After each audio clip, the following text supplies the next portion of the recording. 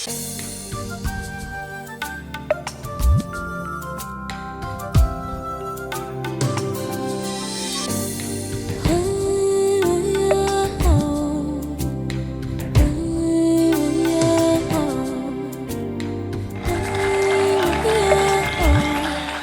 toute la gloire revienne à notre Dieu, un Dieu si grand, un Dieu si merveilleux, un Dieu qui nous aime énormément et son amour ne changera jamais.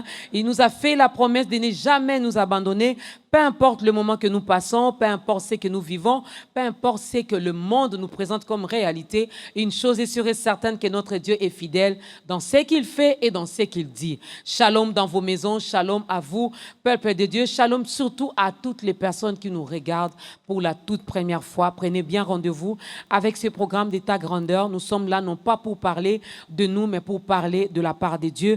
Et dans ce programme, Dieu nous envoie toujours l'un de ses serviteurs pour nous exhorter, pour nous édifier et surtout pour nous apporter cette parole qui est une sémence incorruptible qui nous aidera non seulement à changer nos vies, mais aussi à croître, à grandir spirituellement. Quel est l'invité du jour? Mesdames et messieurs, ça sera peut-être une première pour lui dans ce programme d'État Grandeur, mais vous l'avez déjà entendu prêcher, vous l'avez déjà entendu parler de la part de Dieu.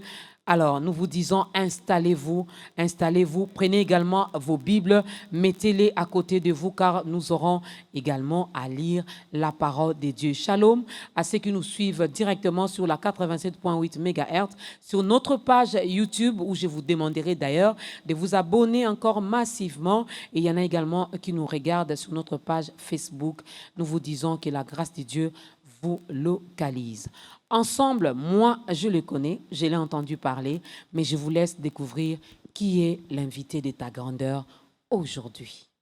Olangui Paul David, disciple de Jésus-Christ au ministère chrétien de combat spirituel. Né le 23 mai 1971 à Bruxelles, en Belgique, il est vice-président de la Fondation Olangui Osho et vice-président de la Chambre de commerce nationale de la République démocratique du Congo.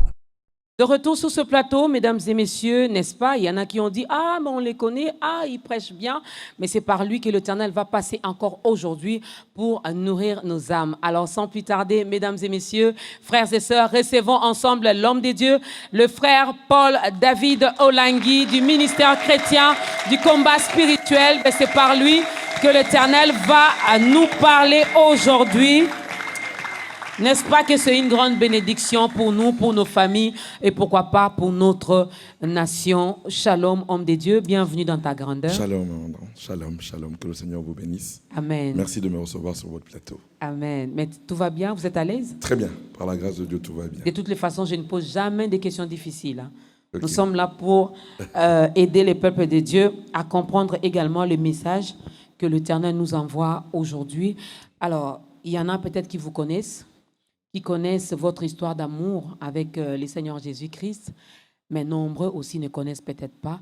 Nous allons les aider à connaître un tout petit peu cette grande histoire d'amour avec Jésus. Le frère Paul David Olangui a fait cette rencontre personnelle. C'était quand, dans quelles circonstances? D'abord, je rends grâce à Dieu de m'avoir élu avant la fondation du monde pour être son enfant. Parce que quand je regarde mon parcours, rien ne me prédestinait à aimer Jésus. Je suis né dans une famille chrétienne. Mes parents, tout le monde les connaissent. Ils sont connus ici en RDC. Ils étaient connus en RDC. Et ils ont fait un grand travail, papa et maman Olangui. Ils m'ont appris Jésus-Christ depuis que je suis né. Je suis né le 23 mai 1971 à Bruxelles. Et de catholique, on était catholique. Au début, on est né à l'église catholique. J'ai eu mon baptême à l'église catholique. J'ai eu ma première communion à l'église catholique. Ma confirmation à l'église catholique. Et en 1980, les parents vont faire la première rencontre avec Dieu à l'église Fepako Zame Malamu de Musée Adini Abala, que je rends un grand hommage, parce que si aujourd'hui mes parents ont pu faire ce qu'ils ont pu faire, c'est grâce à Musée Adini Abala. Par l'intermédiaire de celui qui était le représentant de Zame Malamu, à Lubumbashi, un des représentants, le pasteur Mutombo Chitala, que je rends aussi hommage, car c'est lui qui travaillait avec papa à la GECAMINE au département de l'informatique. Et c'est lui qui a prêché pour la première fois Jésus-Christ à mes parents en vérité et en esprit. Et c'est de là où j'ai commencé mon parcours spirituel depuis que j'avais 10 ans. Parce qu'en 80, j'avais 10 ans. En 1980, j'avais 10 ans et j'ai commencé à aller à l'église Zambé Malamou, à Lubumbashi, jusqu'à ce qu'en 83, on ait fait un groupe de prière chez nous à la maison, Vie comblée, à Lubumbashi, qui était le plus grand groupe de prière de la ville de Lubumbashi. Donc moi, j'ai grandi dans les choses de Dieu, mais je n'aimais pas Dieu. Parce qu'à cette époque-là, déjà, j'ai volé déjà de l'argent chez mes parents.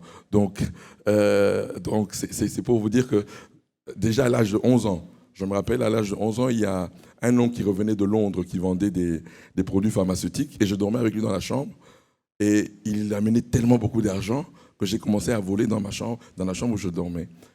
Et c'est là où j'ai commencé à aimer l'argent parce que je voyais sa vie, les femmes tournaient autour de lui et c'est la vie que je voulais faire. J'admirais cette vie. Et j'ai évolué comme ça jusqu'à ce que nous sommes venus à Kinshasa en 84. Et j'ai continué ma vie, j'ai continué à voler de l'argent dans la chambre de mes parents. Vraiment, je ne faisais que ça. J'ai pratiquement...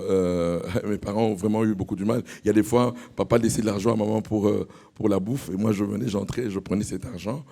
Et je crois que c'est comme ça que j'ai grandi. J'ai fini mes études à l'âge de 18 ans. Ce qui est bien, le Seigneur m'a permis que je termine mes études. À 18 ans, j'ai eu mon diplôme d'État et je suis allé en Europe. Et après l'Europe, je suis allé au Canada et puis je suis revenu en Europe. Et là, maintenant, j'ai commencé ma vie d'escroquerie bancaire à Paris, où j'ai commencé à voler dans les banques. Je sortais des grands montants. C'était la vie de l'impudicité, de l'alcoolisme et tout ça. Et pendant ce temps-là, ma mère et mon père étaient en train d'évoluer spirituellement et ils grandissaient ici au niveau de Kinshasa et du monde entier. Pour dire aux parents que continuez à servir Dieu. Même si vos enfants sont têtus, continuez à servir Dieu, ne vous découragez pas. Surtout, ne vous découragez pas. N'abandonnez pas la parole parce que ta fille est Oujana ou ton fils est Koulouna, n'abandonne pas. Toi, continue. Le temps de Dieu, c'est le temps de Dieu, ce n'est pas ton temps. Et voilà. Alors, tout le monde posait la question à Maman Olangi, mais toi, tu nous prêches la délivrance ici, mais tu es incapable de délivrer ton fils qui fait ta honte et tout ça en Europe et tout. Et j'ai fait la prison. En France, j'ai fait plusieurs fois la prison. En Suisse, j'ai fait la prison. En Espagne, en Belgique. Pratiquement parce que je volais dans toutes les banques en Europe. C'était ça ma vie à l'époque. Et jusqu'en 99, on m'arrête à Zurich.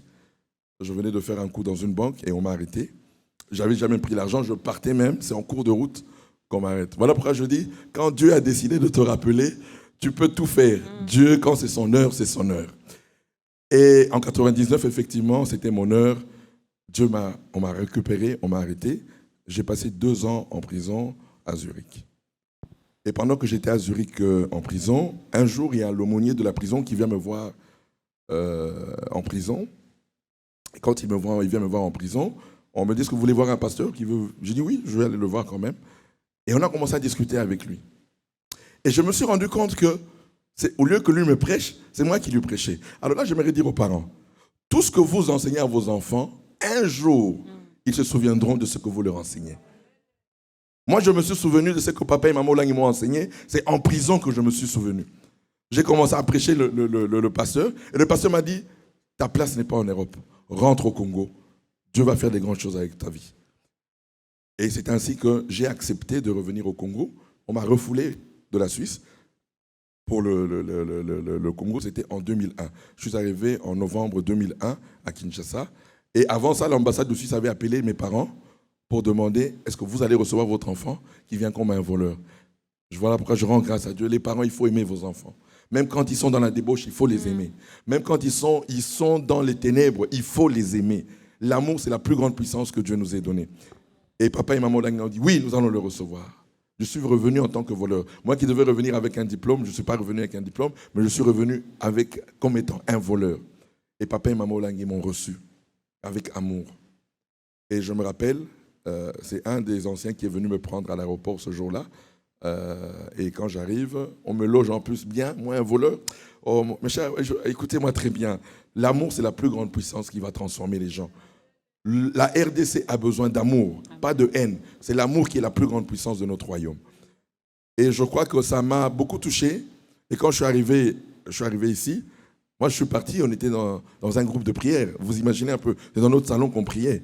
Et je reviens en 2001, c'est ici où je me retrouve, ici, là où nous sommes, à la Cité de Triomphe. Je dis, mais c'est quoi ça? C'est pas possible, ça peut pas être comme ça? Oui.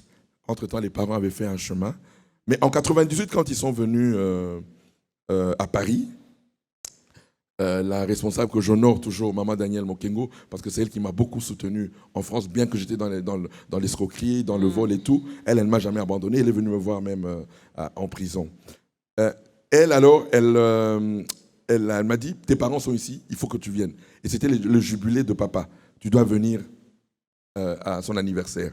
Alors je suis venu à cet anniversaire. C'était dans un restaurant. Et tout le monde m'a vu à Paris. Ah, mais c'est le bandit là, qu'est-ce qu'il est venu faire ici? Et après, il y a celui qui faisait la modération, que j'honore aussi ce soir, Papa Dimitri, qui était un des grands partenaires de ce ministère au niveau du Congo-Brazzaville, va dire, bon, nous sommes les enfants spirituels de Maman Olangui, mais il y a son fils biologique qui est ici. Pour les 50 ans de son père, il doit parler. On est en 98. Quand tu es un élu, même quand tu es dans les ténèbres, le Saint-Esprit peut parler à travers toi. J'aimerais dire à quelqu'un ce soir. Et quand on me donne le micro, je dis aux gens de Paris, bon, je crois que vous tous vous me connaissez ici. Moi, je suis un bandit, je suis un escroc. Tout le monde vous connaissez. C'est ça ma vie ici. Mais sachez une chose. Je serai un des évangélistes de l'an 2000. C'est ce qui est sorti de ma bouche. Et on s'est mis à pleurer, on s'est embrassé avec les parents. Ça faisait longtemps que je ne les avais plus revus, plus de 10 ans que je ne les avais plus revus. Et c'était une grande fête en 98. Et en 99, vous voyez comment le processus de Dieu commence à... On m'arrête l'année d'après. Et en 2001, maintenant, je reviens ici. Et finalement, nous allons résumer, sinon, moi déjà, je me suis laissé emporter par ces témoignages. Et voilà. Puis cette rencontre personnelle a eu lieu ici à Kinshasa. En 2003. Okay. En 2001, quand je reviens, le diable, ça sent maintenant que j'entrais dans ma destinée. Maintenant, qu'est-ce qu'il fait? Il vient encore me corrompre avec l'argent. C'est au moment où Vodacom arrive à Kinshasa, et celui qui est à la tête de Vodacom, c'est un grand ami, et je deviens un grand partenaire de Vodacom. Et je reprends ma vie de débauche à Kinshasa ici. Et là, c'était terrible parce que maintenant, c'était en présence des parents, j'ai repris ma vie de débauche. Le grand hôtel me connaissait. Tous les jours, je couchais avec des prostituées, tous les jours. Et tout le monde me connaissait à Kinshasa. Ah, moi, je parle en lingala, excusez-moi. Donc c'est pas grave. Alléluia. Et c'est ainsi que j'ai commencé. Et en 2003, maintenant, il y a mon oncle qui vient me récupérer à l'hôtel. Il dit non, trop c'est trop, maintenant on a trop des plaintes à ton sujet. Il y a même des filles qui travaillaient au grand hôtel, qui priaient chez nous. Et il y a une qui est venue me dire, papa, toi tu ne peux pas mener cette vie-là. Une femme de ménage de l'hôtel du grand hôtel. Alléluia. Et c'est ainsi que en 2003, mon oncle vient me prendre, je vais chez lui. Et une nuit, je suis seul dans ma chambre. J'ai dit à Dieu, tu es un aventurier. J'ai dit, Seigneur, tu es un aventurier. J'ai dit, bon, écoute, toi, tu savais que moi, je n'allais jamais t'aimer. Pourquoi tu m'as donné des parents qui t'aiment? Moi, je suis en désaccord avec eux. Eux, ils t'aiment. Moi, je sers le diable. Je suis conscient que je sers le diable. Mais pourquoi alors tu m'as donné des parents comme eux? Tu aurais dû me donner des parents occultistes, des parents mondains. Pourquoi tu m'as donné des parents? Alors, si tu crois que moi, je n'ai pas cette grâce-là, alors, tu me tues maintenant. Et si tu crois que j'ai aussi une part dans cette chose, tu me parles maintenant, pas demain. Je suis seul dans ma chambre et je parle à Dieu ainsi. Soyez francs avec Dieu, il se révélera à vous. Amen. Alléluia. On n'est pas dans le théâtre, on n'est pas dans la religion. Moi, j'ai horreur de la religion. Le christianisme, c'est l'intimité avec Dieu, c'est pas de la religion. Et cette nuit-là, j'ai dit, bon voilà, depuis que je suis jeune, on m'a toujours appris que ça, c'est ta parole. Je vais l'ouvrir. Si tu as une parole pour moi, je vais l'avoir. Et j'ouvre ma Bible, je tombe sur 2 Chroniques au 1er chapitre, où le Seigneur dit à Salomon, parce que tu as demandé la sagesse et l'intelligence, je te donnerai toute la gloire. Voilà le verset qui m'a mis en pleurs toute la nuit. J'ai dit, Seigneur, tu me connais aussi. Moi aussi, je suis connu de toi. Malgré tout ce que j'ai fait, tu me connais. Et je me suis mis à pleurer toute la nuit. Je me suis mis à pleurer, à pleurer, à pleurer. J'ai dit, Seigneur, c'est pas possible. Tu ne peux pas m'aimer. Mais j'ai dit, oui, je t'aime aussi. Et c'est cet amour qui m'a envahi. Et le lendemain matin, je me suis mis debout. J'ai appelé le domestique de mon oncle. Je lui ai dit, tu vois cette chambre-là? Je ne veux rien voir dans cette chambre. Tous mes habits, mes chaussures, mes Weston, mes shirts, tout ce que j'avais ramené. J'ai dit, je ne veux rien voir dans cette chambre. Tu m'enlèves tout.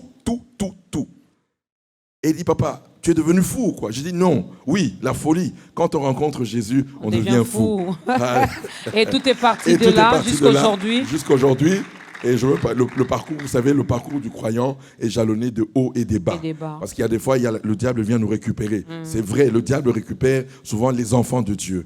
Et dans mon parcours, j'ai eu aussi cette étape Mais il n'y a je pas de l'expliquerai. regret aujourd'hui, vous ne regrettez pas? Non, parce que c'était la voie voulue par Dieu. Dieu n'a pas été surpris de ce que j'ai fait dans ma vie.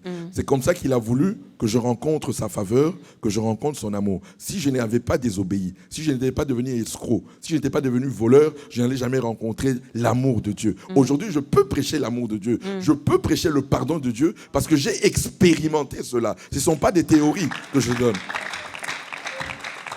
Gloire à Dieu. Je crois que Papa John, on fera une émission spéciale avec l'homme des dieux, rien que partant de ses témoignages. Mais vers la fin, je vous demanderai, avant même de faire l'appel, je vous demanderai aussi de vous adresser personnellement, parce que je suis convaincu en dedans de moi qu'il y a un escroc qui regarde cette émission aujourd'hui, qu'il y a une prostituée qui nous regarde aujourd'hui, qu'il y a une voleuse, un voleur quelque part. Nous allons également leur donner un message, puisque vous êtes passés également par là. Aujourd'hui, mesdames et messieurs, j'ai tendance à regarder de ce côté, parce que lorsqu'on tourne chez nous, il y a la caméra comme ça. Alors, avant de dévoiler même notre thème d'aujourd'hui, vous avez compris que nous allons bien manger. N'est-ce pas qu'il parle bien?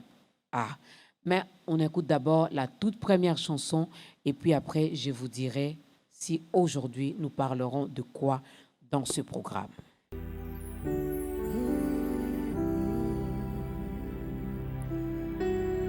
Alléluia, alléluia.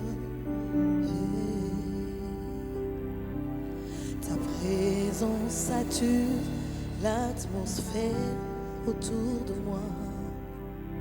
Je te désire encore et encore. Ta compagnie me rend forte et moi je te désire et moi je te désire. Ta puissance en moi a changé ma nature humaine. Tu fais de moi un surnaturel. Ta puissance en moi fait de moi la plus forte. Et moi je te désire. Et moi je te désire. Saint-Esprit, Saint-Esprit, sois le bienvenu. Remplis-nous de ta gloire infinie. Que l'huile fraîche coule en moi. Tu es le bienvenu. Alléluia, alléluia. Tu es le bienvenu. Saint-Esprit, sois le bienvenu. Remplis nos cœurs. Remplis-nous de ta gloire infinie. Que l'huile fraîche coule en nous, coule en nous, coule en nous. Tu es le bienvenu. Tu es le bienvenu. Tu es le bienvenu. Tu es le bienvenu. Saint-Esprit, sois le bienvenu. Tu es le bienvenu. Remplis-nous de ta gloire infinie. Que l'huile fraîche coule en nous, coule en nous, coule en nous. Tu es le bienvenu. Tu es le bienvenu. Esprit de Dieu.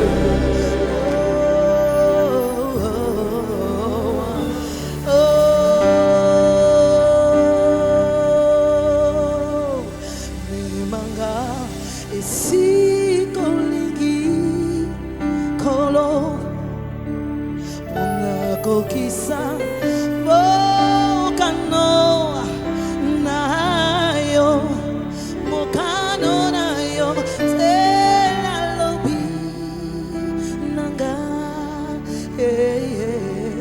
bonajara oyo lingi bonajara oyo lingi. Emmène-moi où tu veux, Seigneur, avec eux. j'accomplisse ta volonté. Car ta volonté, Seigneur, le chemin vers ma destinée. Pour que je sois ce que tu veux. Cela est mon désir, cela est ma prière, cela est mon désir, cela est ma prière, cela est mon désir, cela est ma prière, cela est mon désir, cela est ma prière, cela est mon désir, cela est ma prière. Oh, emmène-moi où tu veux, Seigneur, afin que j'accomplisse ta volonté. Car ta volonté, Seigneur, Jésus, que je sois ce que tu veux. Pour que je sois ce que tu veux. Pour que je sois, je le désire, oui, je le veux.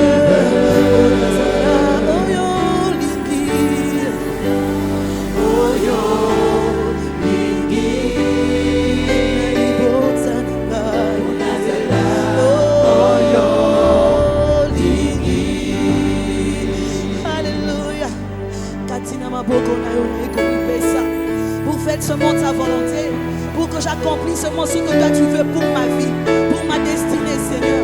Pas ce que je veux, mais ce que toi tu veux, Seigneur. Pas ce que ma volonté veut, mais ce que toi tu veux, Seigneur. Telle est ma prière, tel est mon désir, telle est ma prière, tel est mon désir, telle est ma prière, tel est mon souhait.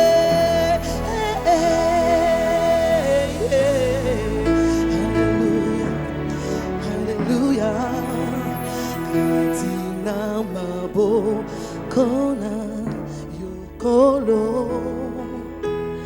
niye kumi pesa motema benzoto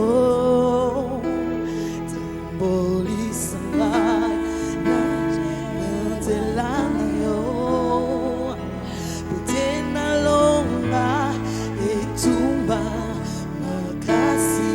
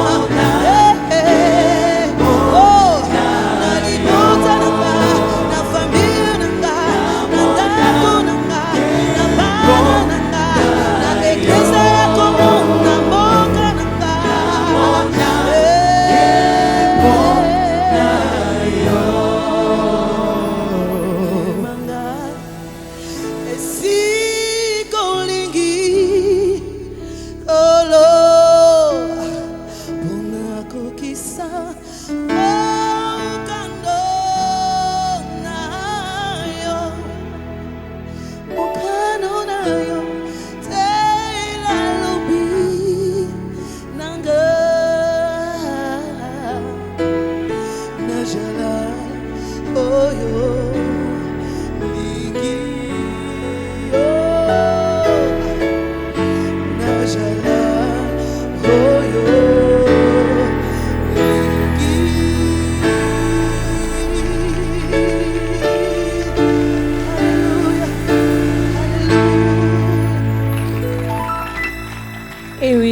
Ces enfants trouvent déjà des chemins bien tracés, mesdames et messieurs, et c'est toujours bien de chercher à connaître la volonté de Dieu. C'est vrai, les parents peuvent décider, les parents peuvent faire du choix pour nous, mais qu'est-ce que Dieu veut que nous soyons?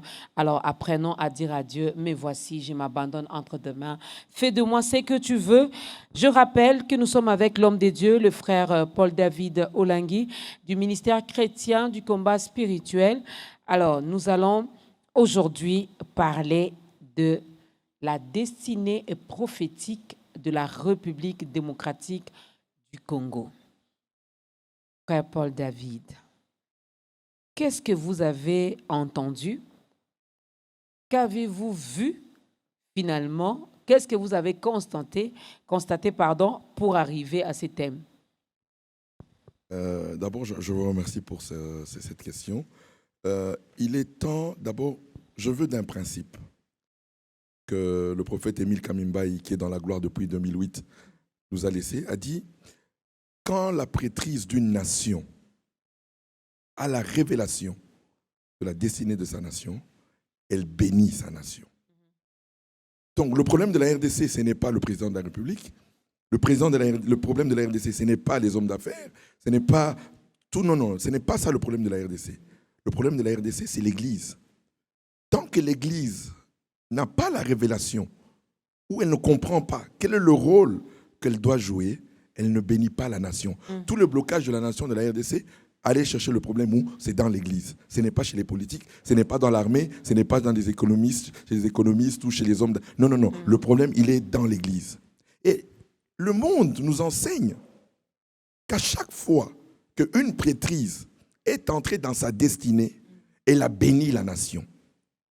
Je vais donner des exemples au fur et à mesure que nous allons avancer. Et je crois que maintenant, il est temps de comprendre que cette pandémie qui vient de nous arriver là, et le glas qui sonne pour la civilisation occidentale. C'est-à-dire que maintenant, Dieu cherche maintenant quelque part où il veut encore faire émerger le nom de Jésus-Christ. Parce que le but de Dieu, c'est de glorifier Jésus-Christ. Quand il vous donne cette grâce d'élever Jésus-Christ, il bénit la nation qui élève Jésus. Alors, le temps maintenant de la RDC a sonné. C'est la RDC qui a maintenant le mandat d'élever le nom de Jésus-Christ parmi les nations. Et après cette pandémie, vous allez voir le grand réveil spirituel que la RDC va apporter au monde entier. Voilà pourquoi je dis maintenant que la RDC doit entrer dans sa destinée prophétique, mais ça commence d'abord par un réveil spirituel. Car c'est le réveil spirituel qui entraîne tous les autres réveils. Nous aurons un réveil économique dans ce pays. Nous aurons un réveil technologique dans ce pays. Tous les réveils viendront. Mais le premier réveil que la RDC a besoin et que l'Afrique en général a besoin, c'est d'abord ce grand réveil spirituel. Voilà. Alors, on va expliquer quand même ce terme, ce mot, lorsque nous disons la destinée, comment l'homme de Dieu explique. Et vous ajoutez même la destinée prophétique. Oui. C'est quoi une destinée prophétique? Une destinée prophétique, ce sont des destinées par lesquelles Dieu a un projet pour l'humanité et il désigne, selon sa souveraineté et son bon vouloir, des nations qui vont jouer un rôle pour propulser son royaume sur la terre. La première nation que nous connaissons qui a une destinée prophétique, c'est Israël. Nous connaissons tous dans la Bible. C'est Israël qui a été la première nation choisie selon le bon vouloir et le bon plaisir de Dieu. C'est la première nation qui a été choisie et qui a accompli les desseins de Dieu. Nous avons compris, toute l'histoire de la Bible parle d'Israël. Après, quand Jésus-Christ est venu, comme lui n'est pas venu pour Israël d'abord, il est venu d'abord pour les nations. Parce qu'Israël va croire en Jésus. Beaucoup de gens ne comprennent pas que jusqu'aujourd'hui, Israël est incrédule à Jésus. Il ne faut pas qu'on suive parce que nous allons tous aujourd'hui en Israël. On pense qu'en Israël, on aime Jésus. Non, en Israël, ils n'adorent pas Jésus. En Israël, Jésus est toujours le fils de charpentier. Ce n'est pas quelqu'un d'important, même parmi les prophètes majeurs en Israël. Jésus n'est pas un prophète majeur. On ne le considère même pas comme un prophète. Donc, il ne faut pas que les gens nous troublent, non, parce que maintenant, beaucoup de gens vont prendre de l'eau au Jourdain, de l'huile, ça vient d'Israël. Non, en Israël, ils sont incrédules. C'est le peuple le plus incrédule à Jésus-Christ aujourd'hui. Parce que Jésus a voulu d'abord commencer. Comme le salut avait déjà commencé par Israël.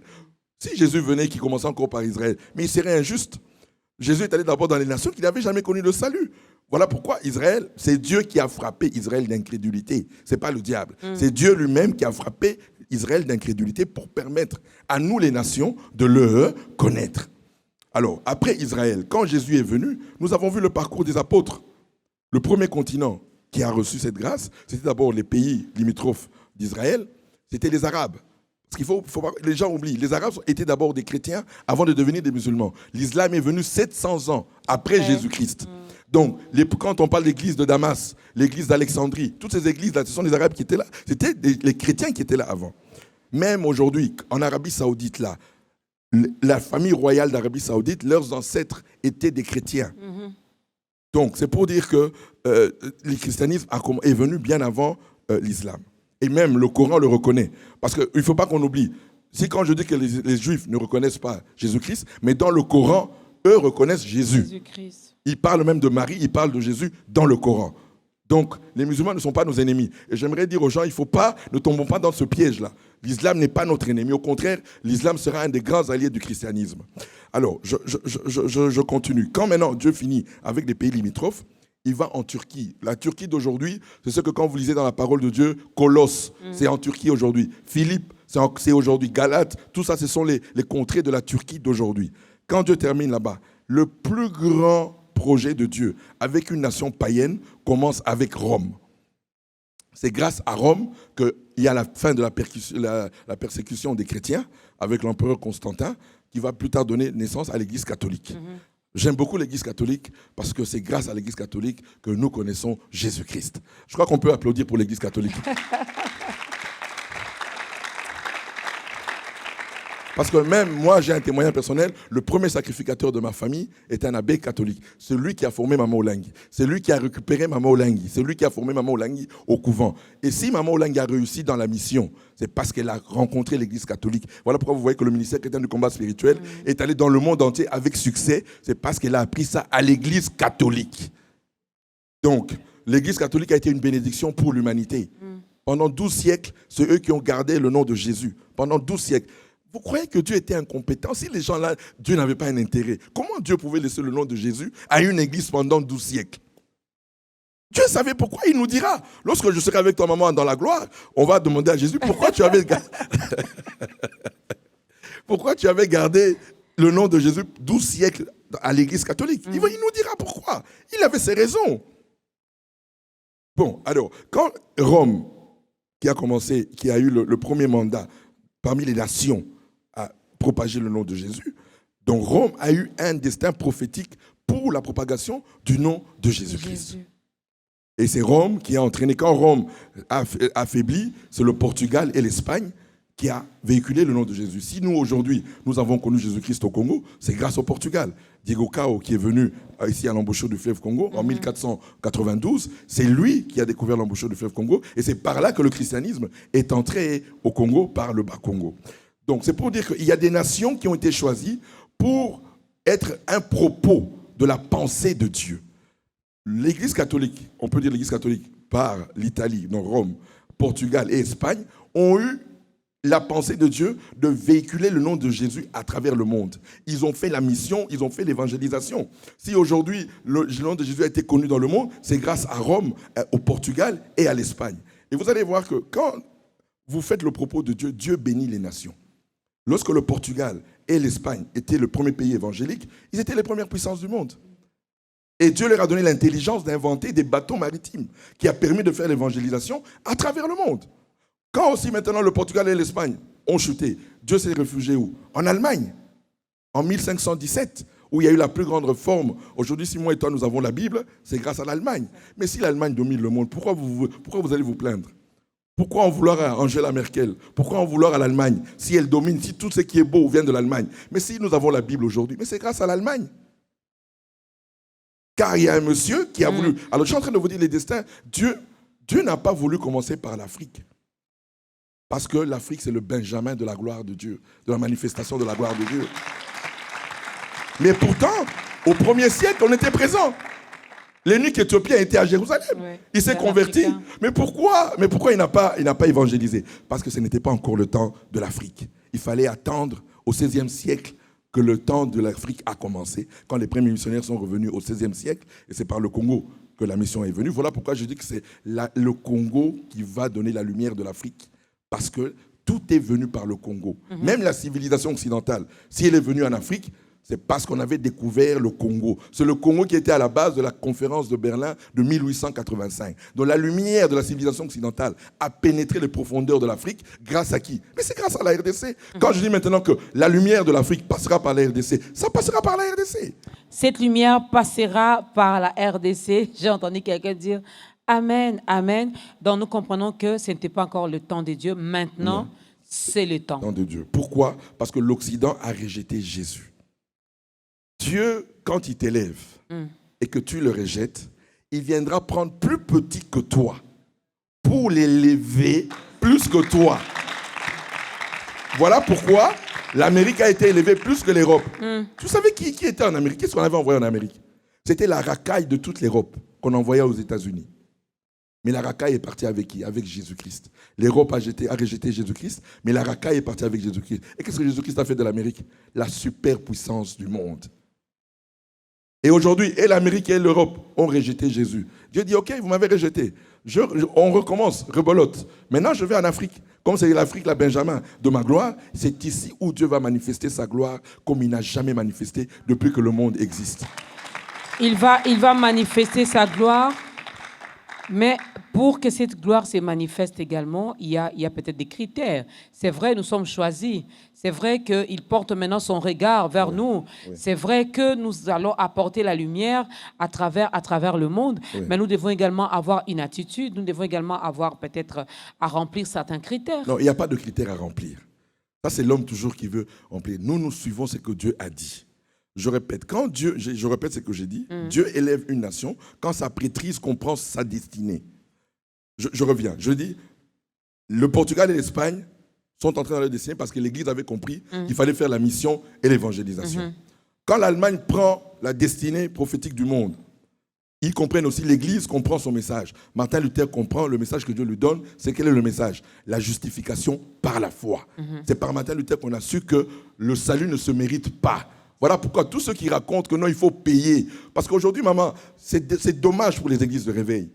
Tout ce qu'on a critiqué à l'église catholique, qui vendait, qu'il fallait acheter pour être pardonné. Maintenant, on le retrouve chez nous. Quand maman, tu peux ouvrir toutes tes chaînes de télévision aujourd'hui, il n'y a que de l'argent. Tout est achetable. Même le pardon de péché, c'est nous maintenant. Alors qu'on a critiqué ça, il y a quelques années, c'est nous qui critiquons ce que l'église catholique faisait par les indulgences, mais aujourd'hui, qui le font. Quand tu ouvres toutes tes chaînes de télévision chrétiennes, viens chez moi, donne ceci, Dieu va faire. Dieu n'a pas besoin de ton argent. Et moi, je te dis même, avec ton argent, va périr. Comme l'apôtre Paul avait dit, comme l'apôtre Pierre avait dit à Simon. Et ça, le spirituel ne peut pas s'acheter avec l'argent. Le spirituel ne peut pas s'acheter avec l'argent. C'est une fausse prospérité que nous avons proclamée à ces peuples. Non, la prospérité ne vient pas non, la prospérité vient par le travail. La Bible me dit, celui qui ne travaille pas ne mange pas. Ne mange pas.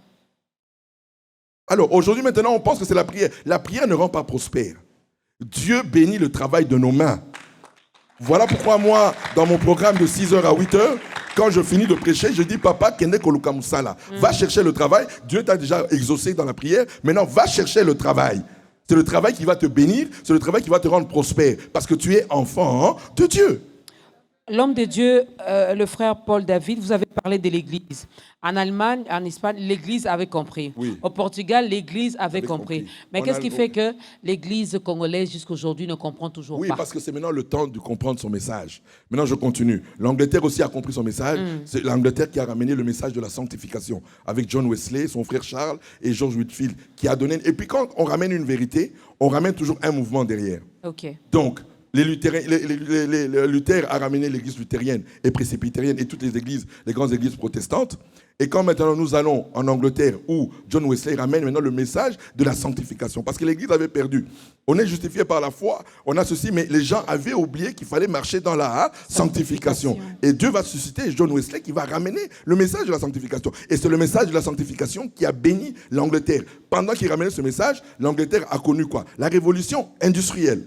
Maintenant, quand l'Angleterre aussi a rejeté Jésus, et quand Jésus quitte une nation, il le montre physiquement. En 1912, quand il quittait l'Angleterre, le Titanic a coulé. Et c'est surtout ce qui fait ta grandeur et ta gloire. C'est ça que Dieu détruit pour dire que c'est moi ta gloire. Ce n'est pas le Titanic qui était la gloire de l'Angleterre, mais c'était Jésus-Christ qui était la gloire de l'Angleterre. Et le Titanic a coulé. Et 7 ans après, l'Amérique prenait le leadership du monde. Et Dieu maintenant est allé en Amérique. Et eux, ils ont compris leur message. L'Amérique a véhiculé quel message? Le message du Saint-Esprit. Si aujourd'hui nous avons connu les dons et les fruits du Saint-Esprit, c'est grâce à l'Église américaine. Avec le mouvement de 1906, la Pentecôte d'Azusa Street, que nous connaissons tous, qui a donné naissance aux Assemblées de Dieu. Et puis il y a eu le mouvement charismatique après la Seconde Guerre mondiale, en 1947, qui a donné naissance au mouvement charismatique, dans lequel nous avons vu émerger les Billy Graham, les Osborne, les Branham, les Oral Robert, Maman Gwen, qui était une des grandes mentors de Maman Olangui. Je vais parler de ça après, plus tard, pour dire que c'est ce mouvement de 47 qui était la dernière pensée de Dieu pour les États-Unis, le mouvement charismatique, qui a remis à l'honneur la guérison divine. Parce que le mouvement de 47, quand il est arrivé, c'est là où on a commencé à parler pour la première fois de la guérison divine, notamment avec le frère Branham et le frère Oral Robert, qui ont été les deux grands que Dieu avait utilisés pour le message de la guérison divine. Maintenant, 70 ans après, il y a changement de sacerdoce. Mais ce changement de sacerdoce ne se fera pas aux États-Unis, mais Dieu maintenant, il va traverser l'Atlantique. Et il a démontré en 2001, quand les World Trade Center sont tombés, Dieu a dit, je quitte l'Amérique. Dieu a quitté l'Amérique depuis 2001. Il a quitté l'Amérique depuis 2001. Et maintenant, aujourd'hui, je vous dis que le Saint-Esprit est suspendu sur l'Afrique et le pays choisi pour véhiculer maintenant la pensée de Dieu pour le 21e siècle se trouve en RDC. Et nous allons parler de cette pensée qui va faire entrer la RDC et l'Afrique dans sa destinée. Voilà, moi j'ai béni Dieu pour ces rappels, même de l'histoire, ces parcours et tout. Alors, on va d'abord briefer. Je vais poser la question, je serai vraiment direct avec cette question, et puis nous allons prendre la deuxième chanson. C'est quoi finalement le message de la RDC? Qu'est-ce qui a caractérisé l'Afrique? L'Afrique a été connu mondialement pour être un peuple idolâtre. C'est ça qui nous a caractérisés. C'est l'idolâtrie qui a engendré tout ce que nous avons connu ici en Afrique. Toute la médiocrité de l'Afrique, c'est à cause de l'idolâtrie. Toutes les malédictions que l'Afrique a connues, c'est à cause de l'idolâtrie. L'esclavagisme que nous avons connu, le colonialisme que nous avons connu, c'est à cause de notre idolâtrie. Donc si l'idolâtrie a engendré tout ce que nous avons connu de médiocre, alors qu'est-ce qui peut maintenant nous amener dans toute la gloire de Dieu? C'est l'adoration de l'agneau. Voilà le message, la pensée de Dieu pour l'Afrique. C'est l'adoration de l'agneau. Mais quelqu'un dira déjà qu'en RDC, nous adorons Jésus. Non, nous adorons Jésus. Jésus. Oui, maintenant je précise, nous allons adorer l'agneau. Voilà pourquoi le message... C'est quoi la différence? La différence, c'est quoi? Le message de la croix va revenir au centre de l'église de la RDC. Nous allons élever la croix comme on n'a jamais élevé la croix. Nous allons manger l'agneau comme on n'a jamais mangé l'agneau. On va découvrir c'est quoi l'agneau. Nous allons décortiquer l'agneau. La foi va être fondée sur l'agneau. Pas sur des principes, pas sur des... Non, nous allons comprendre que l'œuvre que Jésus a fait, c'est l'œuvre que Dieu voulait que l'homme fasse pour lui. Donc maintenant, il n'y a plus rien à faire. Adorer l'agneau et je veux manifester ma gloire dans l'adoration. Nous sommes la génération Josué, maman. Tu te souviens, Josué? Il n'a pas gagné en combattant. Josué a gagné en faisant quoi? La guerre. Jéricho est tombé comment? Avec l'adoration et la louange. Voilà le message. Voilà pourquoi le noir sait chanter, le noir sait danser. Écoutez, oh. Et le Congo a été connu pourquoi? Pour Papa Wemba, Koffi Olomide, sa musique, Luambo Maki a dit, tous nos musiciens là, oui. Pourquoi? Parce que c'est le don que Dieu a donné à la RDC. Vous allez voir, maman, dans l'adoration maintenant, comment on va élever l'agneau. Vous allez voir la manifestation de la Pentecôte qu'on n'a jamais connue dans l'histoire du monde. Même celle d'il y a 2000 ans à Jérusalem, elle ne sera pas comparable à ce que nous allons vivre ici à Kinshasa. Voilà pourquoi je dis le message, et nous allons honorer à Papa, et j'aimerais parler de lui, de Papa Alain Moloto. Voilà pourquoi je vous dis, les héros ne meurent pas. Quand il parlait de son message de l'adoration, on ne comprenait pas. Mais c'était ça le message, la pensée que Dieu avait donnée pour l'Afrique.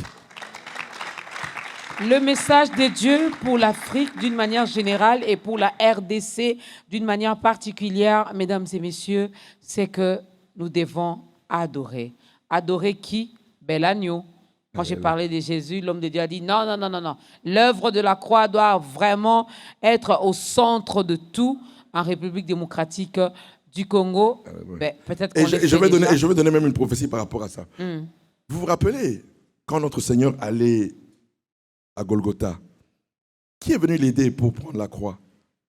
Il y a un monsieur qu'on appelait Simon. Comment s'appelait le patriarche de notre église? Simon Kimbangu, le prophète Simon Kimbangu. C'est un signe prophétique que le message de la croix, c'est pour la RDC.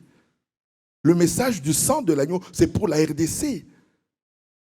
Vous savez, nous, l'église, et là, je profite de cette occasion que tu me donnes. Nous avons critiqué le prophète. Le prophète Simon Kimbangu n'a rien à voir, ne confondons pas le prophète Kimbangu avec le kimbanguisme. Ne confondons pas deux choses. Lui, il a servi Dieu. Aujourd'hui, quel est ce serviteur de Dieu qui peut aller faire 30 ans de prison pour rien? Qui peut faire 30 ans? Il n'a pas tué quelqu'un, il n'a pas volé, il n'a pas escroqué quelqu'un. Il n'a rien fait. Mais pour Jésus, il a accepté la prison, maman. Ah! Chose difficile, hein? Chose difficile aujourd'hui, si je demande à un homme de Dieu, rien que comme ça, hein, j'ai dit seulement, bon, homme de Dieu, bishop, archibishop, parce que vous aimez bien les titres, vous serez emprisonné pendant 10 jours. Ben, vraiment, il y aura des noms. Hein. Pourquoi? Qu'est-ce que j'ai fait? Je n'ai rien volé, je n'ai rien. Mais Simon Kimbangu, on l'a fait. Alors, on va revenir sur l'adoration de l'agneau. Ça sera après cette chanson.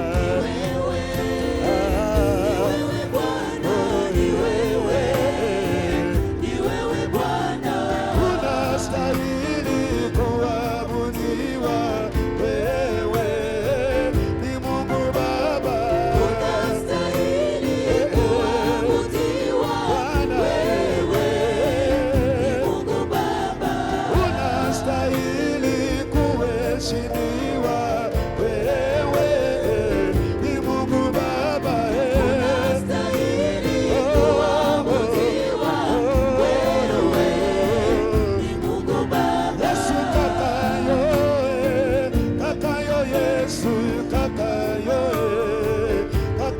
Yesu nanga, kakayo Yesu, kakayo Yesu, Tombwa maese, tombwa manayo, tombwa maese, tombwa manayo. Kakayo Yesu, kakayo Yesu. Hallelujah, hallelujah, yo, yo, yo, yo, hallelujah. Hallelujah, yo, yo, yo, yo. Amboka komoyo, wasikorina vitema. Amen, amen.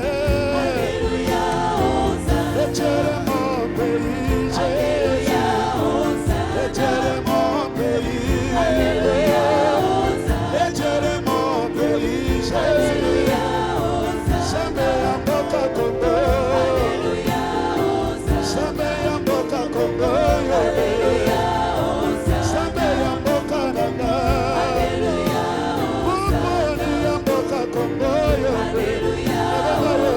mwana na pate, wane mwana na pate, osikoli mwana na pate,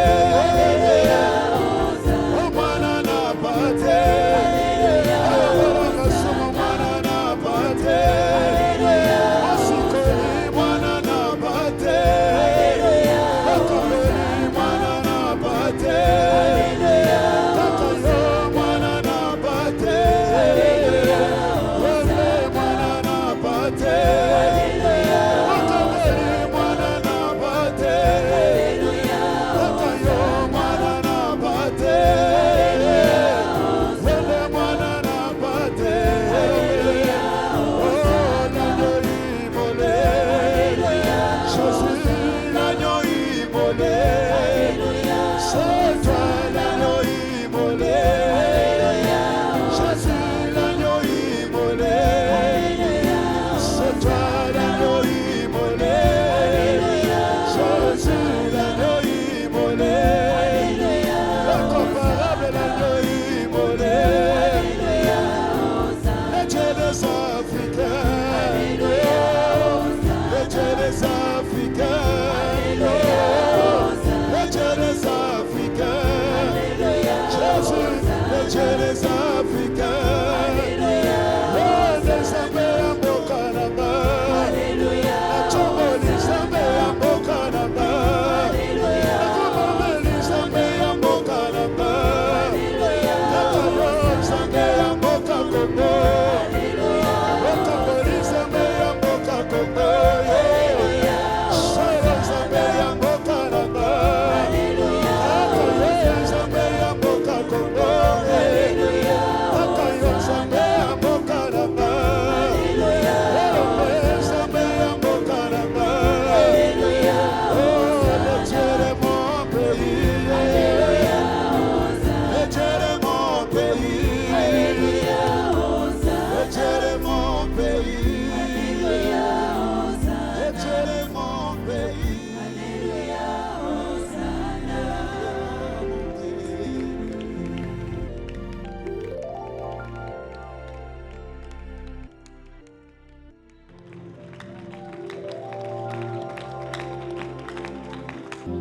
Dans ces programmes, nous avons compris que nous devons élever l'agneau. Voilà, nous avons déjà commencé avec tout ce que l'homme de Dieu nous dit encore aujourd'hui. Nous avons compris que l'adoration a une grande importance finalement dans la vie de tout enfant de Dieu. Et Dieu aime ça. Oui, oui, maman. Vous savez, le problème, c'est quoi aujourd'hui? Comme on n'a pas fondé la foi sur l'œuvre accomplie du Christ, nous n'adorons pas. Mais regardez nos cultes. Combien de temps nous donnons à l'adoration? C'est rien. Mais j'aime bien la question que vous me posez, surtout que je me retrouve à la Cité des Triomphes, où ici, on nous a appris les combats spirituels. Oui. Et qui dit combat, il n'y a pas question d'adoration. Hein. Combat, c'est combat. Oui, mais maintenant je vais revenir à la révélation que Maman Olangi a reçue. Quelle était la révélation que Maman Vous Olangi a serez d'accord avec moi, vous avez déjà vu comment les Congolaises et Congolais font ce combat-là? Oui. Il y en a même qui ont copié, mais qui ont copié mal sans comprendre le message. Le message, voilà. Nous tirons à gauche, à droite, finalement, c'est des mots Non. Beaucoup le font physiquement au lieu de le faire. C'est un combat spirituel qui n'a rien à voir avec le physique. Maman Olangi, imaginez-vous un peu si Maman Olangi avait fait des prières contre moi. Est-ce que je serais là aujourd'hui en train de vous parler? Non. Alors, au contraire, quand moi je faisais mes dégâts, elle intercédait pour moi. C'est pour dire que le combat, il est spirituel. Et quand elle faisait le combat, c'était quoi? Elle attaquait mes origines à moi. Elle attaquait les esprits qui me menaçaient, qui m'amenaient à la mort. C'est ça le combat. C'était pas contre ma personne, mais contre les esprits qui m'amenaient à faire le mal. Juste une parenthèse. Oui. On attaquait ça comment? Non, Parce conformément que à là, la maintenant, parole. on dit, on va faire... Non, conformément à la parole. Non. Non. Voilà pourquoi je parle. Vous savez, je reviens toujours, avant d'arriver à ce que je parle du combat. Toute vérité a été amenée à l'extrême. Dieu a voulu ainsi. Quand les luthériens sont sortis avec l'éducation par la foi, ils sont allés aussi à l'extrême de cette vérité. Okay. S'ils n'étaient pas allés à l'extrême de la justification par la foi, aujourd'hui, moi et toi, on ne croirions pas à la justification par la foi. Quand les baptistes sont venus avec le baptême par immersion, ils sont allés aussi à l'extrême de leur vérité pour que la vérité devienne normale dans le corps du Christ.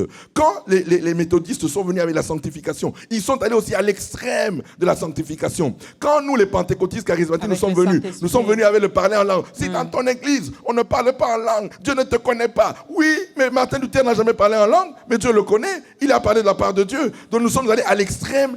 C'est normal. Mais nous allons toujours à l'extrême. Au-delà même des... Pourquoi? Quand je prends seulement les parler en langue, là, oui. Dieu, c'est terrible. Alors, je reviens. Revenons par exemple au message de la prospérité. C'est un message qui vient de Dieu. Mais on est allé à l'extrême. Aujourd'hui, on a fondé la foi des gens sur le message de la prospérité. Mais pour autant, est-ce que le message de la prospérité est un faux message? Non, c'est un vrai message, mais on est allé à l'extrême. Nous aussi, quand Dieu maintenant révèle le message du combat spirituel, pour que Maman Olangi s'affirme, il fallait aller à l'extrême. Parce qu'au début, quand elle a commencé, qui ne l'a pas critiqué dans cette ville de Kinshasa? Tout le monde l'a critiqué dans cette ville de Kinshasa. Mais il fallait aller à l'extrême de ce message. Et l'extrême amène toujours à l'extrémisme. Et à l'extrémisme, au fanatisme. Ça, je reconnais. Partout, nous avons eu le fanatique. Tout le monde a été fanatique à un moment donné. Qui a été plus fanatique que l'Église catholique? Jusqu'à tuer même. Jusqu'à tuer même. L'Église qui a été plus fanatique que l'Église catholique. Nous tous, on a été fanatiques quelque part. Parce que c'est normal. Et Dieu a voulu ainsi pour que ces vérités deviennent normales dans le corps de Christ. Quelle est cette Église aujourd'hui qui ne fait pas le combat spirituel? Si on n'était pas allé à l'extrême, personne aujourd'hui n'allait faire le combat. Aujourd'hui, tout le monde reconnaît que, effectivement, Colossiens 2, au verset 13, qui dit... Il a triomphé de mais où? C'est toujours à la croix. Dans le fondement du combat spirituel, c'est la croix du calvaire. La croix du calvaire. Toutes les vérités ont pour fondement la croix du calvaire de Jésus-Christ. Donc, nous sommes allés à l'extrême de toutes les vérités. Maintenant, chacun est allé à l'extrême et nous tous, et je dis bien nous tous, nous avons commis des erreurs. Nous avons tous raison parce que nous avons cru en Jésus-Christ. Et nous avons tous eu tort parce que nous tous, sans exception, nous avons connu des erreurs. Pourquoi Dieu a permis des erreurs dans toutes les institutions chrétiennes? Pour que l'agneau soit adoré. Pour qu'on reconnaisse que non, il n'y a que l'agneau qui nous justifie. Parce que si c'était mon église qui me justifiait, ou le ministère qui me justifiait, pourquoi Dieu a permis des erreurs? Dieu a permis des erreurs pour que Jésus soit élevé. Maman, le jour où on sera là-bas, on ne dira pas non, on a mené qu'au Sambé là 3 jours. Non, on te dira tu es ici. Grâce à mes mères, tu es sûr que tu es ici dans la gloire. Tu n'es pas dans la gloire ici parce que tu as fait quelque chose. Tu es dans la gloire ici à cause de l'agneau, de Lamb of the God, comme j'aime bien le dire en anglais, l'agneau immolé. Nous sommes là grâce à lui. Maintenant, écoutez, et puis maman, nous connaissons nous tous le message de l'unité de l'Église. Et l'unité de l'Église ne se fera qu'à la croix.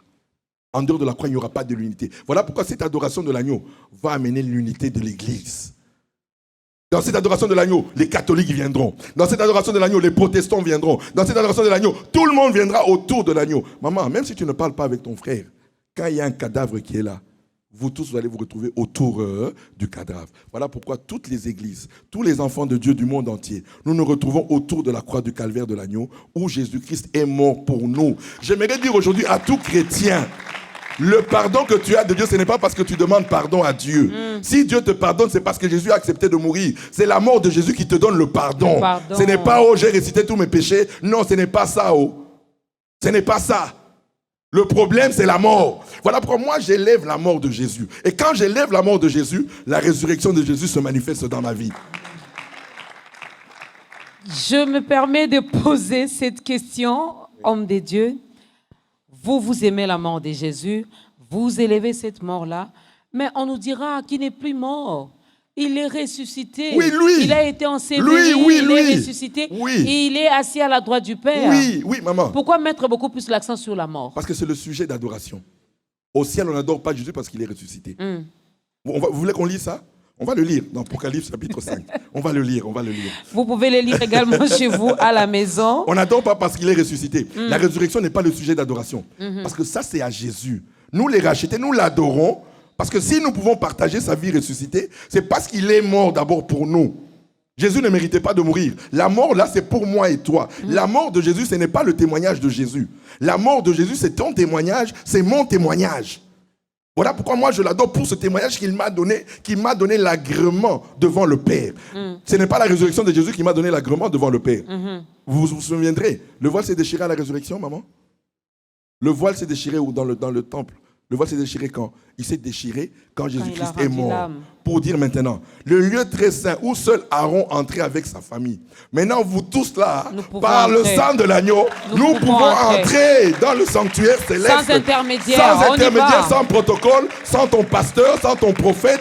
Par le sang de Jésus, tu peux entrer. Ce n'est pas à Jérusalem, c'est dans le sanctuaire in the heaven, dans le sanctuaire céleste. Alors, maintenant, nous allons lire qu'est-ce qui se passe dans ce sanctuaire céleste. Et la résurrection n'aura même pas son sens si jamais il n'y a pas eu de mort. Voilà. Alléluia. On lit dans Apocalypse chapitre 5.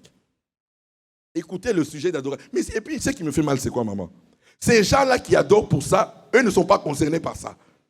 Mais nous, les concernés, on veut adorer Jésus pour le mariage. On veut adorer Jésus pour la voiture. On veut adorer parce que je vais à Guangzhou, Dubaï.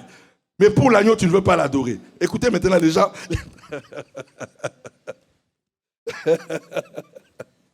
Écoutez maintenant le sujet d'adoration.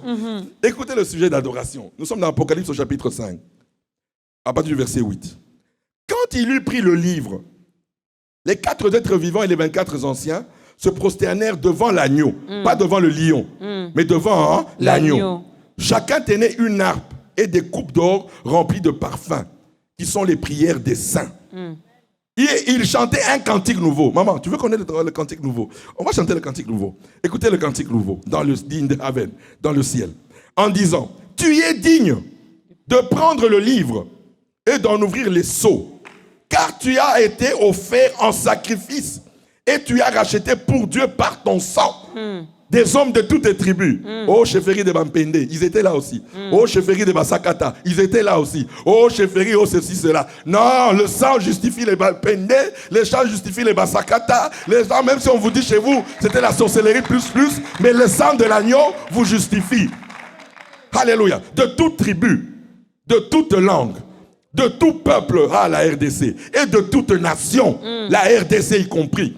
Écoutez maintenant ce qu'il a fait. Tu as fait des rois et des prêtres pour notre Dieu, et ils régneront sur la terre. Amen. Nous allons régner avec quoi? Avec l'adoration, maman. Quand nous allons élever l'agneau, nous allons régner sur la terre.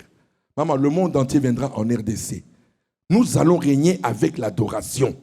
Parce que dans l'adoration, le Saint-Esprit va descendre dans cette nation comme il n'est jamais descendu. Nulle part, même aux États-Unis, ce qui s'est passé en 1906 sera rien par rapport à la Pentecôte qui vient maintenant. Écoutez-moi très bien, soyez sensibles à ce que je suis en train de dire. Cette Pentecôte, ce n'est plus pour longtemps. L'année prochaine, nous allons entamer le centenaire du ministère prophétique de Papa Simon Kimbangu.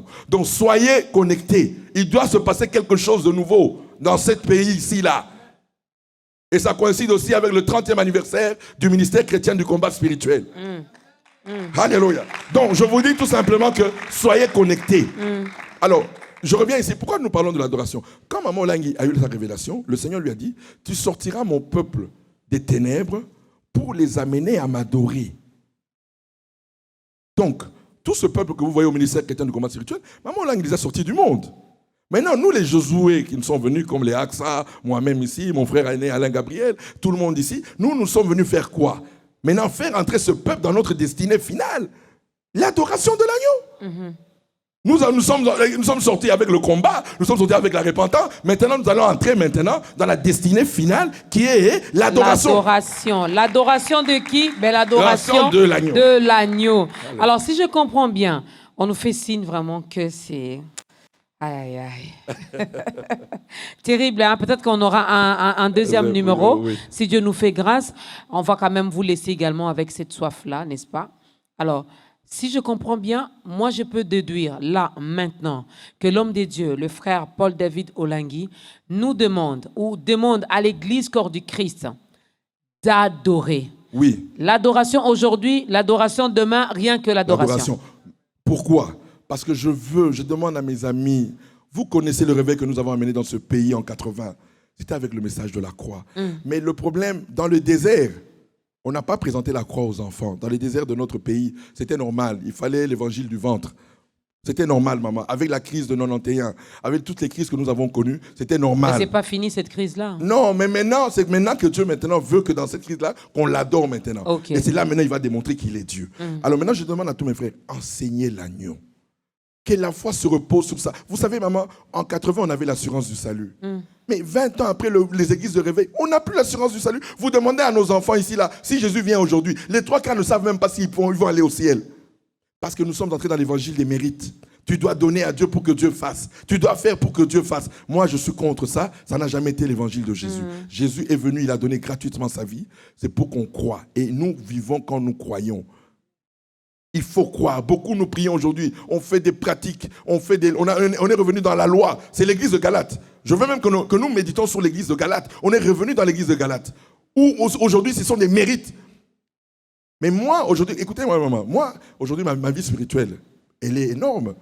Je suis allé dans les montagnes, j'ai fait tout ça. Mais je ne peux pas présenter ça à Dieu. Parce que c'est lui qui a produit ça en moi. Sans le Saint-Esprit, est-ce que moi, je pouvais aller à Mangengenge aller chercher la face de Dieu? Alors pourquoi je vais me glorifier de ça? Oh non, moi je vais à Mangengenge. C'est moi le prophète des nations. On vous filme même. Non. Et puis vous venez poster. Non. Pourquoi? On n'a pas besoin de ça. Non, c'est pour que les fidèles voient vraiment mais c'est ça que je dis. Voilà. Aujourd'hui, nous avons élevé les leaders, nous avons élevé les ministères, nous avons élevé nos églises. Au lieu d'élever celui qui les a façonnés, élever Jésus-Christ de Nazareth. Moi, je suis venu, j'ai été mandaté par le ciel pour ramener cette église du Congo à élever Jésus, rien que Jésus. C'est Jésus qui a élevé Maman Olangui dans ce pays. C'est Jésus qui a élevé Papa Olangui dans ce pays. Donc, la Pentecôte a divisé l'église du corps du Christ parce que la Pentecôte n'a plus été fondée sur la croix de Jésus. Quand vous vous écartez de la croix de Jésus, il y a la division entre. Perdu. Mais à la croix, Dieu vous rappelle toujours, vous n'êtes rien. N'eût été mon sacrifice sur la croix, vous n'aurez pas eu cette Pentecôte, la présence du Saint-Esprit dans votre vie et cette révélation que vous avez eue. Voilà pourquoi il est temps maintenant que nos Pentecôtes, à nous tous, rendent gloire à celui qui a payé le seul prix pour qu'on obtienne le Saint-Esprit dans nos vies. Je termine avec cette question avant de faire l'appel au salut, homme de Dieu. Quels sont les mécanismes, je n'ai pas une autre formule pour poser cette question, que vous mettez en place pour que les autres également entendent ces messages, à part peut-être passer dans ta grandeur, mais parce que déjà nous vivons au Congo, je refuse d'être hypocrite, je ne l'ai jamais été, on ne s'accepte pas. Oui. Parce qu'on s'est éloigné de la croix. On s'est éloigné de la croix. Oui. Alors comment faire finalement? Je parle seulement de vous, hein, serviteurs, pour vous ramener finalement, pour que cette unité revienne. Oui. Vous m'avez compris, je crois, en parlant avec vous, que je suis ami avec tout le monde. Avec tout le monde. Je connais tout le monde, je parle à tout le monde. Des catholiques, vous savez, chacun a édifié quelqu'un. Aujourd'hui, si Maman Olangui a fait le social ici, c'est grâce à qui? C'est grâce à l'armée du salut.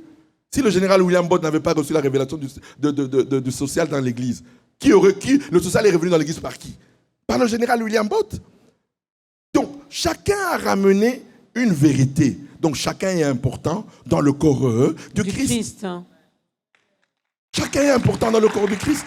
Maman Olangui a ramené la vérité, effectivement. Nous, les croyants, on pensait qu'on a reçu Jésus, le diable ne va plus nous attaquer, on n'aura plus de problèmes. Mais Maman Olangui est venu nous dire, non, vous êtes enfants de Dieu, mais c'est là où même le diable viendra vous chercher. Donc, soyez fermes dans votre foi, résistez au diable et il fuira loin de vous.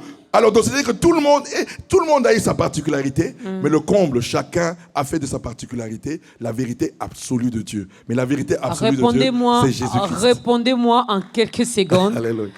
Le frère Paul, aujourd'hui, si vous appelez tous les noms cités ici Oui. pour une rencontre, pour partager ces messages avec eux, pensez-vous qu'ils viendront? Oh, très bien. Mais je suis avec eux. Je suis avec le général Sonny, d'ailleurs le président que je salue même dans cette émission. Non, être avec eux, ce n'est pas un problème. Non, on en discute. Pour parler on en parle. Non. Quand il a été élu. Mais partagez ce message que l'Éternel a déposé en vous, qu'il est temps que l'adoration soit au centre on en de a tout. discuté avec lui, et pour vous dire, la grâce que j'ai quand j'ai parlé avec lui, vous savez, quand ça vient de Dieu, tu ne peux pas résister. Le général, j'ai bien aimé son humilité. Il m'a dit, tu seras important dans l'église de réveil. Je veux travailler avec toi. Gloire soit rendue à Dieu. Alléluia. Gloire soit rendue à Dieu. Ben, il n'y a que l'adoration également qui peut produire des fruits dans nos vies. Vous voulez être élevé? Élevez l'agneau. Alléluia. Lorsqu'il sera élevé, il vous élèvera aussi. Alléluia. Vous voulez être béni, élevez l'agneau. Qu'est-ce que vous voulez? Parce qu'il a dit dans ce passage d'Apocalypse, c'est ici que nous régnerons. Alléluia. Nous régnerons ici sur la terre. Et c'est là, bien sûr, dans tous les domaines de notre vie. Nous sommes appelés à chapeauter et à être la tête et non la queue. Et pour être une vraie tête, adore. Homme de Dieu, regardez la caméra qui est en face de vous. Nous allons faire l'appel au salut. Nous voulons bien dépeupler les camps de l'ennemi là, maintenant, pour peupler les camps de Dieu. Vous pouvez aider cette sœur, ce frère, ce papa, cette maman à faire son entrée dans la grande famille des enfants de Dieu. Oui. Merci beaucoup pour cette opportunité que tu nous donnes de faire entrer nos frères et sœurs dans notre royaume. J'aimerais vous dire une chose, je ne suis pas extraordinaire, ne me vois pas. J'étais comme toi. Moi-même, j'étais incrédule. L'incrédulité a engendré en moi une vie de débauche, une vie d'escroquerie. C'est normal, c'est comme ça, c'est le passage que Dieu a voulu pour arriver à son amour et à sa faveur. Je ne sais pas qu'est-ce que tu es aujourd'hui. Tu es Oudjana, tu as couché avec 100 000 hommes. Tu te retrouves sale, tu te dis, moi c'est fini. Tu as envie de te suicider quelque part parce que tellement que tu as fait, tu es dans la boue. Je te dis non, il y a de l'espoir pour toi.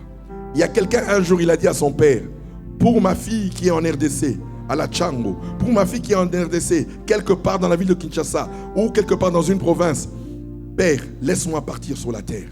Fais-moi un corps humain. Je vais aller sauver quelqu'un. Et le Père a dit oui, je te ferai un corps humain. Voilà pourquoi c'est par le Saint-Esprit que lui est devenu humain. Non pas par le sang adamique, mais par l'esprit humain, afin de nous ramener vers le Père. Il est devenu humain avant que nous on devienne spirituels. Voilà pourquoi il est venu pour toi, uniquement pour toi. Il n'est pas venu pour quelqu'un d'autre. C'est pour toi qu'il est venu. Il a pris son temps pour dire, c'est pour toi que je viens. Il est venu, il est descendu. Il est arrivé. Il a dit quoi? Quel est le problème? Il faut que je goûte à ce que toi tu es.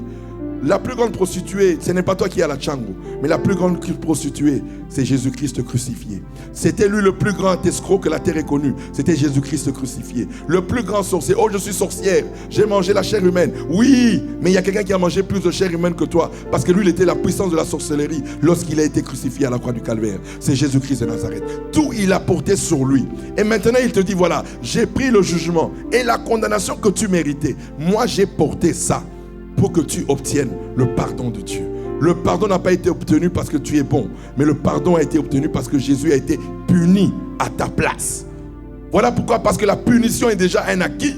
Aujourd'hui, le salut est pour toi. Le salut est pour toi. Si tu veux réellement être sauvé, donne ta vie à Jésus-Christ ce soir. Il va être le sauveur de ta vie et après il deviendra le Seigneur de ta vie. Mais tu dois d'abord le recevoir comme le sauveur en acceptant qu'il a pris ta punition. Voilà pourquoi tu vas faire cette prière avec moi. Là où tu es, ma soeur, mon frère, n'hésite pas. C'est ton temps.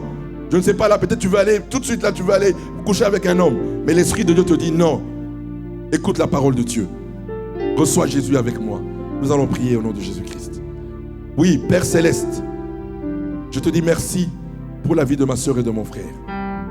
À cet instant, tu fais cette prière avec moi. Oui, je reconnais que je suis né pécheur. Parce que je suis né avec le sang d'Adam. C'est ça qui m'a qualifié pécheur. Et en grandissant, j'ai manifesté tous les fruits de ma nature pécheresse, qui ont dit tous les péchés que j'ai pratiqués. Aujourd'hui, je reconnais que Jésus-Christ a quitté son trône pour descendre.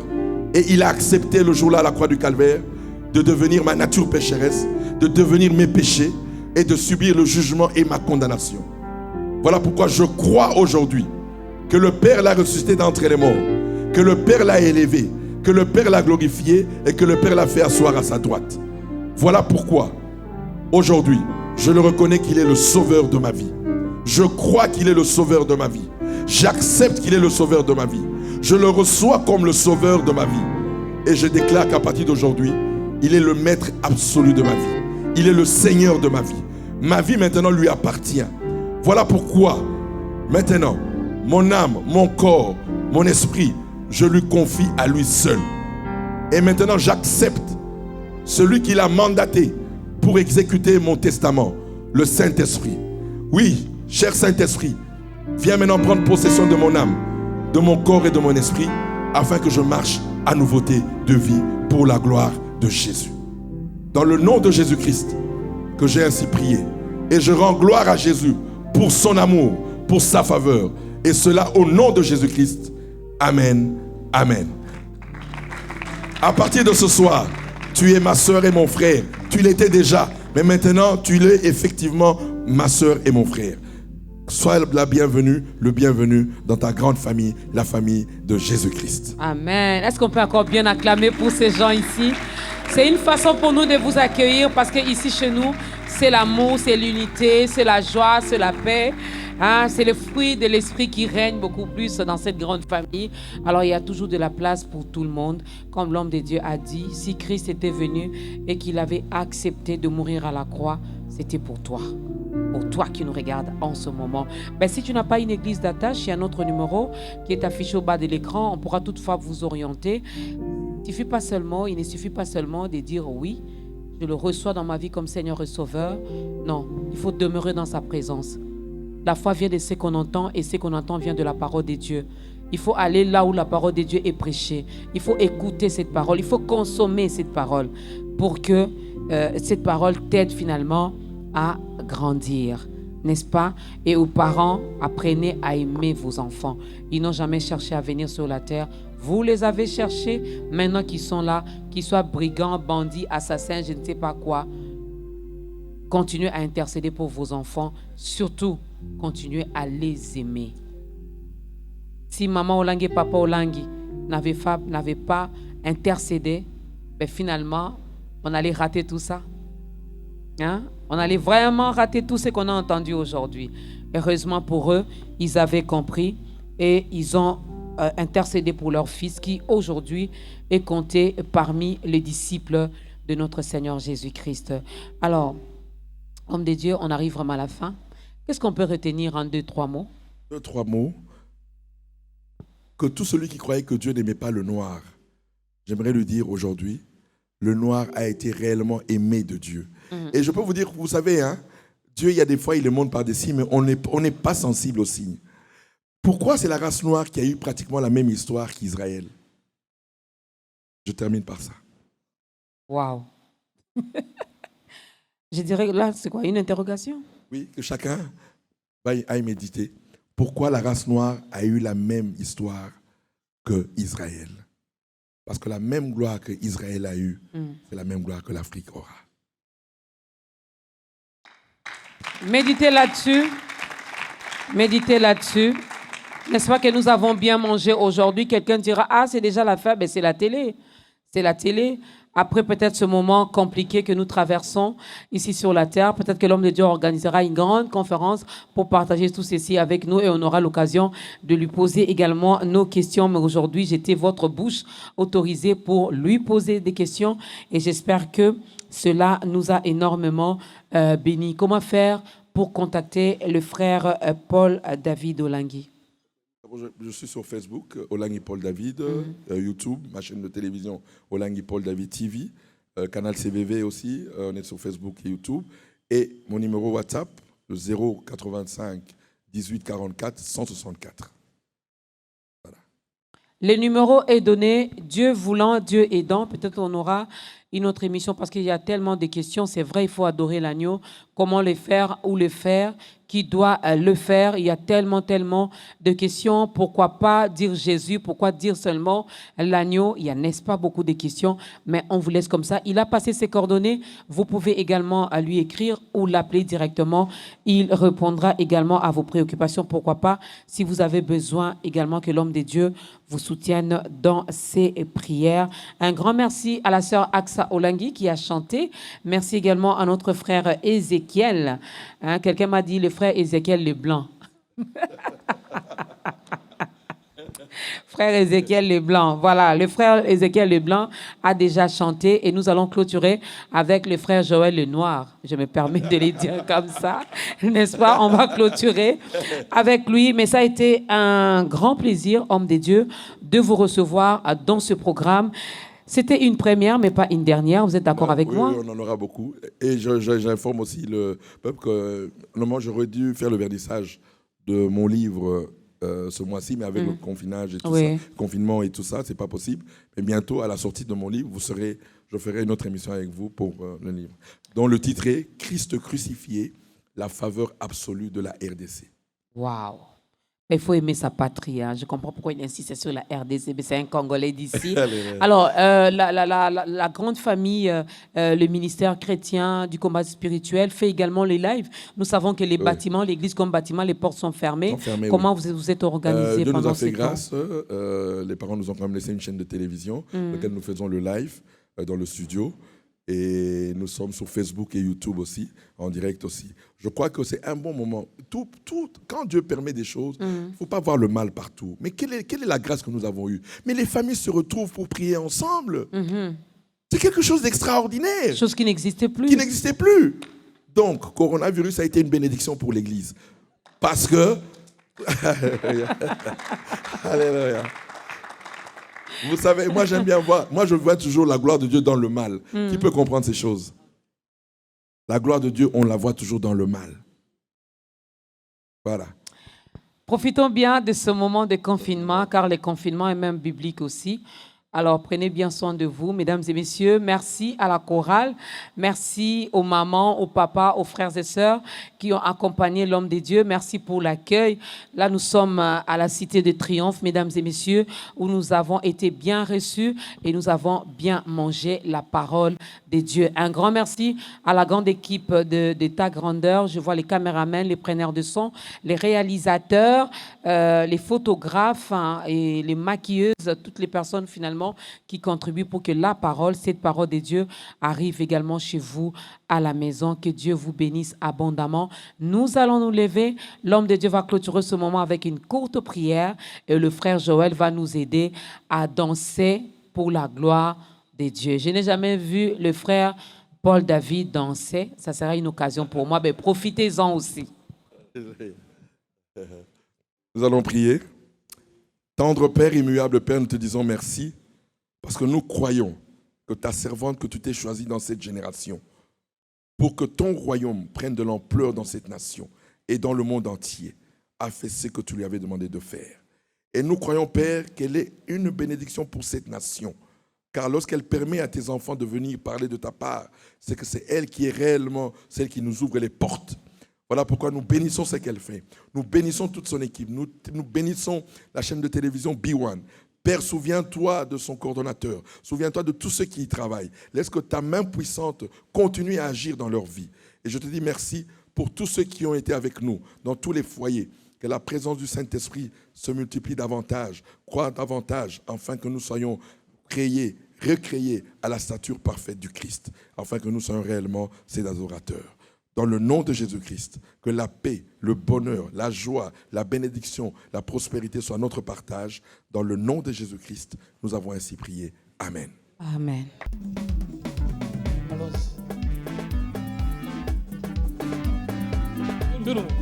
Eloka, la victoire est Eloka, la victoire. Il faut confesser la victoire de Jésus-Christ sur RDC. La victoire. Ah oui, Eloka, la victoire. Le Congo, Eloka, la victoire. la victoire est Eloka, la victoire. la victoire est Eloka, la victoire. Nous sommes nos cris de joie, nos cris de joie.